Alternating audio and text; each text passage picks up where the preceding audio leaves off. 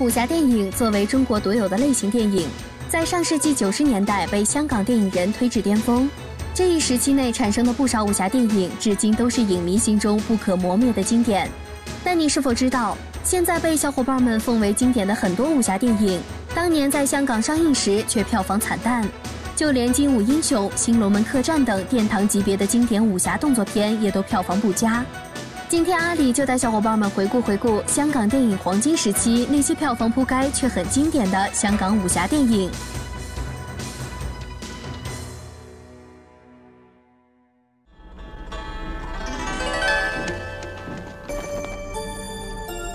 张无忌，你还差我一件事，你给我记着，要救六大派，来大都找我吧。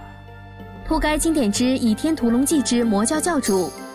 影片中赵敏与张无忌的一个约定，当年让不少小伙伴对续集望穿秋水。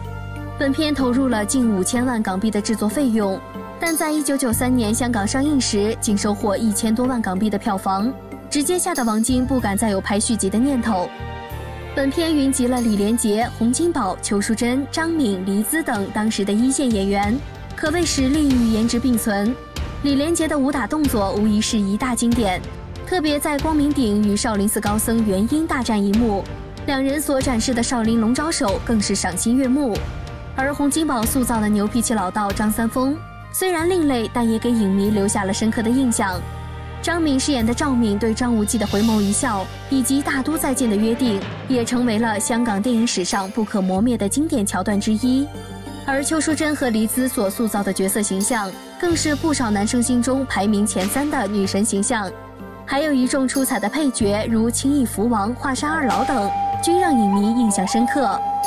除了精彩的武打设计和演员魅力外，影片故事情节紧凑清晰，对原著的改编也恰到好处，娱乐性极强。可惜生不逢时，碰上了1993香港电影武侠年。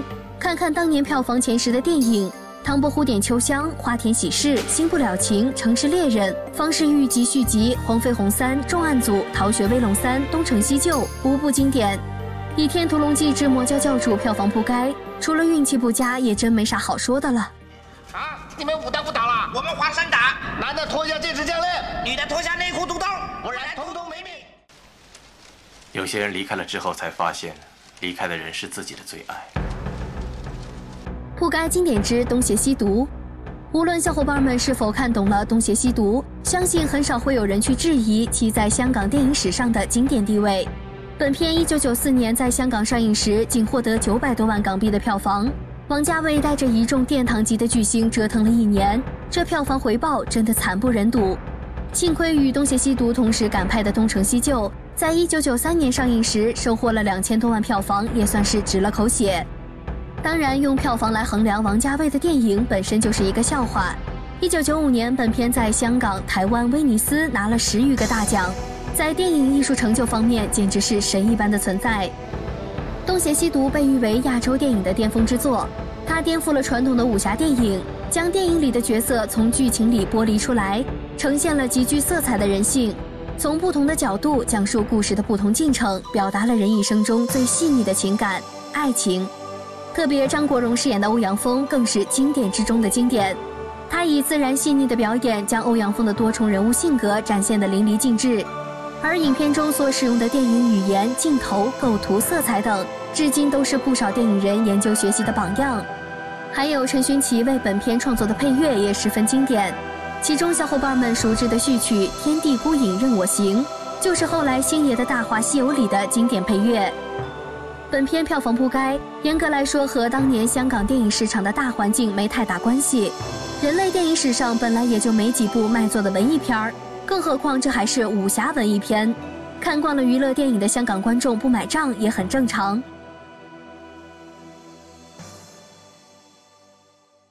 又没钱又没手，买什么刀啊？啊，买刀抢劫啊？看什么看？走啊！铺盖经典之刀。本片在1995年上映时，票房仅330万港币。当年的票房冠军红番区斩获近5700万港币的票房，连零头都不够。在刀之前，徐克的武侠电影总是那般华丽与浪漫，男主英俊潇洒，女主美艳动人，动作设计飘逸洒脱。但本片却大相径庭，全片风格就如同赵文卓和一众男演员赤裸的上身一般，毫无修饰，极度的写实和暴力让人歇斯底里。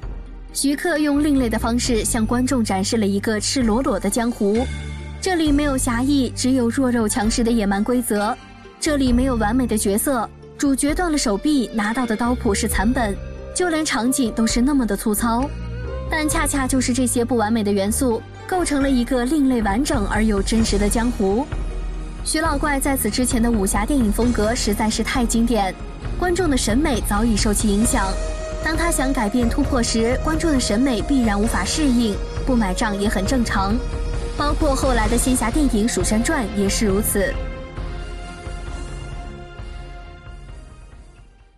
喝不尽杯中酒，唱不完别离歌，放不下手中刀，杀不尽仇人头。不该经典之一刀倾城，本片被誉为台词最好的香港武侠电影。在李连杰版《黄飞鸿》大获成功后，香港掀起了拍轻装功夫片的热潮。香港老牌导演跟风大师罗维拿出了自己的棺材本1800万港币，集结团队远赴内地取景制作了本片。但在1993年上映时，仅收获198万港币的票房，弄得罗维晚年凄惨。本片由洪金宝导演，狄龙、杨凡、关之琳、杨丽菁、赵长君等主演。故事设定在清末戊戌变法时期，借大刀王五、谭嗣同、袁世凯3人的视角重新审视了这段悲壮的历史。影片颇具内涵深度，不同于以往描绘江湖恩怨的武侠电影，台词与角色所处的时代完美贴合，且意味深长，但又不失港式电影的幽默。大气的场面在以往的港片中也是少有的，动作设计虽以硬桥硬马为主，但也不失观赏性。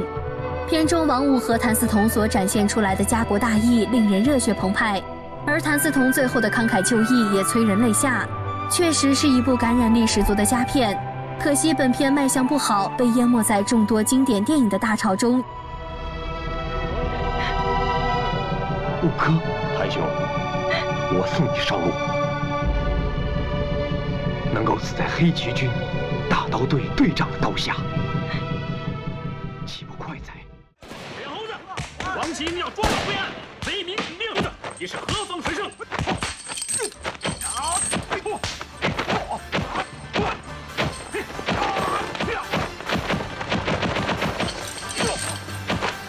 好身手！不该经典之铁马流。铁马流中的经典动作场面，至今都让影迷无法忘怀。但本片在1993年香港上映时，仅收获了680多万港币的票房。7年后，直到2001年在北美上映时，才大放异彩，斩获了1400多万美元票房，才让这部在香港电影武侠年被淹没的经典电影受到世人的认可。本片由袁和平导演，徐克编剧，甄子丹、于荣光主演。剧情人物什么的不算太出彩，但袁和平为演员们设计的武打动作可谓赏心悦目，真实连贯、干净利落、爆裂刺激。本片虽然也是李连杰版《黄飞鸿》的跟风之作，但制作却很精良。单从动作设计来说，并不亚于《黄飞鸿》。袁和平也曾表示，《铁马流》是其拍过的最满意的功夫片。甄子丹在当时的票房号召力始终无法与李连杰、成龙相提并论。另一主演于荣光虽然演技不错，但始终不算什么大咖。加之又是武侠电影的跟风之作，在香港电影武侠年票房扑街也不算太冤。田径追，踢他下去！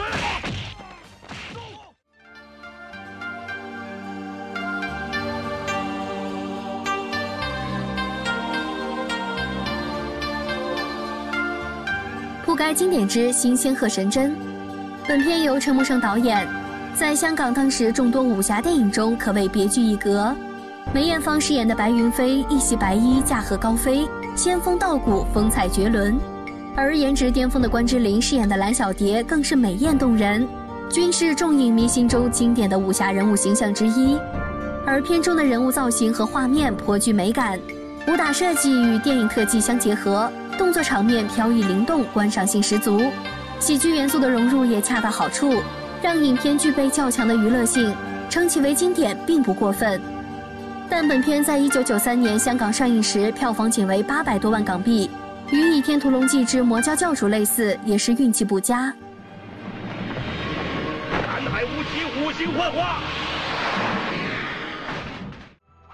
好了，本期盘点就到这里。如果小伙伴们还发现了更多票房铺盖的经典武侠电影，欢迎在视频下方留言补充。喜欢我们节目的话，就赶紧动动手指关注一波吧。那里还有更多精彩盘点等着与你分享。